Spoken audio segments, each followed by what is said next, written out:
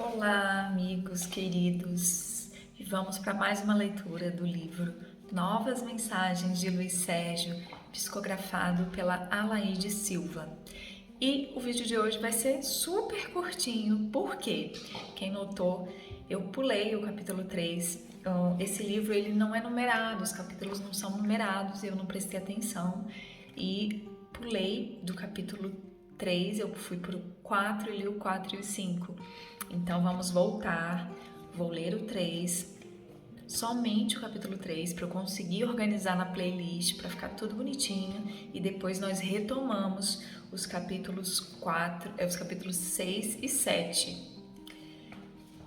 Baguncei um pouquinho, mas isso acontece, né? Nas melhores famílias. Então vamos lá. Mutação constante. É preciso que saibam que aquilo que escrevo é assunto liberado pelo nosso mentor. Nada digo que possa confundir e que não seja de interesse geral no momento. Todos já sabem que sou estudante e me comprometi a transmitir as aulas que recebo e que podem ser facilmente entendidas por todos. O assunto que trato não é meu, mas de meu professor. E aí ele coloca entre parênteses, mentor. Minha linguagem ainda é simples e eu sinto que é porque os temas que abordo também são simples. Por mais que eu estude e observe, continuo achando a vida espiritual e as verdades sobre ela tão fáceis, tão simples de serem entendidas, que me surpreendem os enormes volumes que existem tentando explicá-la dentro da teologia ou outras filosofias congêneres. E isso é muito interessante, porque é de um senso comum que o Luiz Sérgio ele traz as informações de uma forma muito didática, muito clara, com uma linguagem muito simples, né? Até coloquial. E eu acho que esse é o motivo de nos sentirmos tão próximos de Luiz Sérgio, tão perto de Luiz Sérgio. Ele consegue facilitar a compreensão do mundo espiritual. E eu vejo isso como um ponto positivo. E eu acho que ele também, né? Porque quando ele coloca que ele se surpreende, ele coloca: me surpreendem os enormes volumes que existem tentando explicá-la dentro da teologia e outras filosofias congêneres. Continuemos. Talvez esteja sentindo assim por ignorar outras coisas, ele sempre se colocando como um aprendiz, isso é muito bonito. Entretanto, para mim, é claro como a água cristalina a necessidade do espírito passar por metamorfose, isto é, ter corpo e deixar de tê-lo sucessivamente, renovando experiências. Ou seja, o reencarne é como se fosse uma borboleta. A gente entra no casulo, nascemos, né? Como borboletas, aprendemos, vivemos aquele ciclo. Claro, a borboleta ela não renasce, mas fazendo uma alusão. Essa mudança que o espírito sofre traz um grande benefício à sua estrutura, que mais e mais vai se aperfeiçoando como um ser uno. Em cada período de encarnações, o espírito adquire melhores formas ou melhor estrutura. Notem que eu disse período de encarnações. Explico.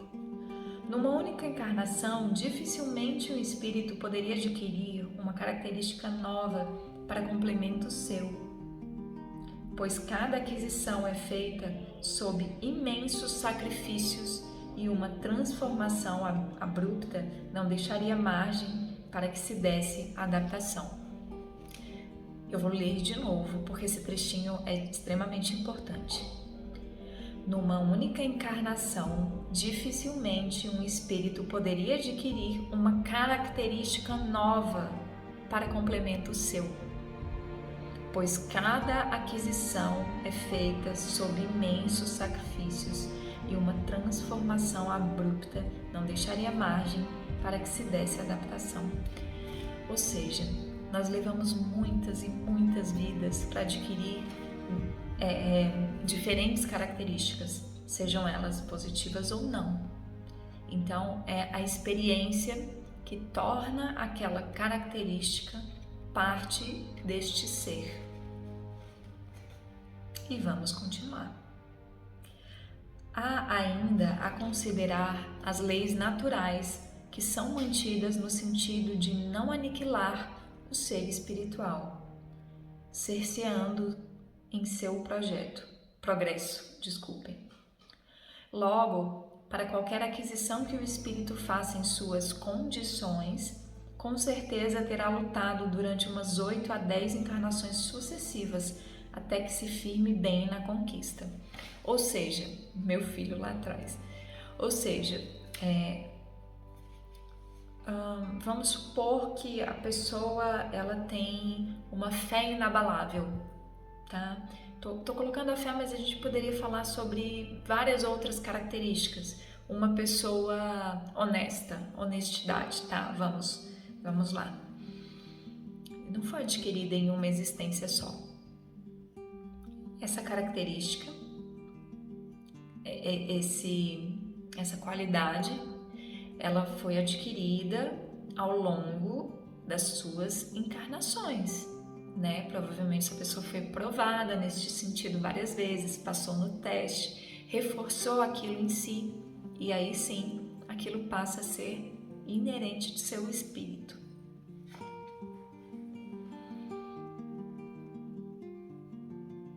Já sei que estarão pensando, então daqui a quantos milênios teremos a aventura de chegar ao Cristo? Certo está que talvez tenhamos de trabalhar muito. Entendam bem que eu vou tentar expor com a maior clareza de que sou capaz. Nunca estamos empenhados em adquirir uma só condição, porque ela significa ou exprime um grupo de características ou condições menores que devem ser conseguidas simultaneamente. Por exemplo, nós utilizamos o exemplo da honestidade, né? Então, uma pessoa que é honesta, ela tem outras pequenas características que tornam forte esta grande característica, a honestidade. Então, é uma pessoa, vamos dizer que é uma pessoa honesta no sentido de não furtar, não roubar, passa pelas provas de dinheiro, de não pegar dos outros, etc. Então, quais são as outras pequenas características? É uma pessoa leal, é uma pessoa que não vai mentir. Então, é neste sentido que ele quis dizer isso. É como se desejássemos manter correspondência com uma pessoa através de cartas e não soubéssemos ler nem escrever. O que faríamos? Primeiro, procuraríamos quem tivesse disposto a nos ensinar as primeiras letras. Marcaríamos hora e local, compraríamos o material necessário, frequentaríamos as aulas e iríamos aprendendo. Quanto tempo levaríamos até podermos nos corresponder com um amigo? Isso iria depender de nossa assiduidade, facilidade de aprendizado, vontade de praticar, até da capacidade do mestre. Aprenderíamos a ler em 1 ano ou 2, conforme as nossas possibilidades. Como podem observar quantas fases são necessárias para que se consiga manter correspondência com um amigo. Ninguém se dá conta disso, porque aprendemos desde criança a escrever cartas. Hoje em dia nem tanto, né? Mas na época que ele escreveu, sim. Transferindo para o campo das aquisições espirituais, podemos atribuir cada etapa do aprendizado a 1 ou 2 encarnações, dependendo do progresso que se deseje. Então, entenderam o exemplo que eu dei da honestidade? Numa vida, a pessoa vem aprendendo a lidar com mentiras, não mentir. No outro, aprendendo a ser leal. Enfim, ele vai adquirindo ali de pouquinho em pouquinho tudo que vai formar essa grande característica de seu ser. Como as aquisições espirituais também são feitas em várias etapas, algumas encarnações serão necessárias. Voltando ao exemplo da pessoa que quis se corresponder com um amigo, pode-se notar que ela, ao aprender a ler e escrever, abriu para si um meio de fazer outras aquisições. Não só poderia compreender a palavra escrita de uma carta, como de livros, jornais e revistas. Conseguiu meios de aprender uma infinidade de coisas, ampliando seu campo de conhecimento, até onde sua vontade tivesse querido ir. Isto é para explicar que nunca encarnamos para aprender ou conseguir uma só habilidade ou condição, como ele coloca. E aí ele explica: condição é habilidade espiritual, ou seja, meios estruturais de se alcançar determinados resultados. Muitas vezes, os finalistas de uma etapa vêm em uma encarnação com muito pouco a aprender, para completar a soma de aquisições necessárias para que esteja apto em uma nova condição. Então a gente sempre se julga, né? Eu, por exemplo, eu acho que eu tenho muito a aprender, muito a melhorar, e é disso que ele está falando. Muitas vezes os finalistas de uma etapa vêm em uma encarnação com muito pouco a aprender. Então são poucas coisas que a pessoa precisa ajustar, dar uma polidinha aqui, uma polidinha ali com uma pedra preciosa. Ou seja, eu ainda tenho muito a aprender. Então eu estou longe de estar em ser a finalista de uma etapa. É necessário que se ministre um pouco de teoria, porém muito bem explicada e comparada. Tudo o que eu disse com referência às minhas primeiras observações pode ser compreendido perfeitamente através das explicações que transmito. Só será necessário pensar. Nada é misterioso. É a vida que se transforma em mutação constante. Hoje somos assim. Amanhã somaremos maiores aptidões e estaremos em condição diferente, possuindo meios de podermos nos comunicar por vias mais evoluídas, ampliando nosso conhecimento para a aquisição de um novo estágio na escalada ascendente da evolução espiritual. É para isso que nós estamos aqui. Muitas pessoas me perguntam: qual é a sua missão? Elas perguntam: Babi, qual é a minha missão? Como eu poderia descobrir a minha missão? A nossa missão é essa. Nós viemos aqui porque nós estamos nessa escalada que é ascendente, como ele disse, de nossa evolução espiritual. A nossa missão é evoluir espiritualmente. E ele continua: o Espírito Eterno, sede de toda nossa sabedoria, é o único que consegue transformar o meio em que vive através de seu conhecimento e aptidão em qualquer forma que se projete. Se pudéssemos adquirir a certeza de que somos eternos, conseguiríamos manter aceso, o desejo de lutar por maior aprendizado, a fim de obtermos mais eficientemente condições que sobrepujassem as dificuldades que a matéria densa impõe. Então aqui, Luiz Sérgio está de novo nos chamando à consciência de que nós somos, antes de matéria, antes de um corpo físico, um corpo de carne, nós somos espírito. E é colocando isso como uma verdade, como a verdade, é que nós podemos entender que aqui é uma passagem e que quanto mais nós pudermos nos melhorarmos, nos trabalharmos e aprendermos, mais rápido o nosso espírito vai ter adquirido determinadas características que são importantes para a gente ascender nessa escala evolutiva espiritual. Assim, tornando possível a busca de outros envoltórios, a par com a leveza do perispírito, abrir-se-ia caminho mais rápido para a conquista de melhores condições. E aqui ele já entra numa outra questão. Quanto mais evoluído o espírito, mais sutil é este envoltório. Hoje nós estamos num corpo grosseiro de carne. Em outros planetas, pessoas que já estão em melhores condições que as nossas, eles não precisam de um corpo tão denso para seus aprendizados. Então, Eu vou ler de novo esse último trechinho para a gente entender.